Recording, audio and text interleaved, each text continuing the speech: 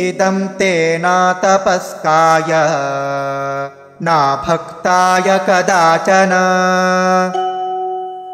न चाशुश्रूषवे वाच्यं न च मां योऽभ्यसूयते। इदं ते न अतपस्काय न अभक्ताय कदाचन न च अशुश्रूषवे वाच्यं न च मां यः अभ्यसूयति।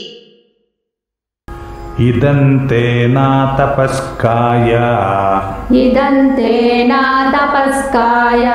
नाभक्ताय कदाचन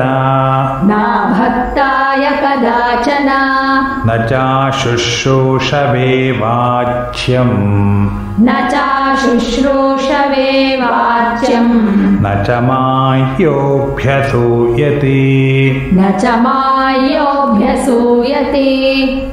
इदं ते नातपस्काय नाभक्ताय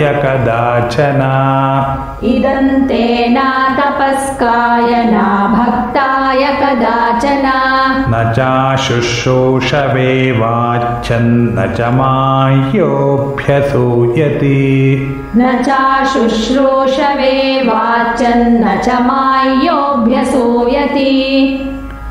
इदं ते नातपस्काय नाभक्ताय कदाचन न चाशुश्रूषवे वाच्यं न च मायोऽभ्यसूयति।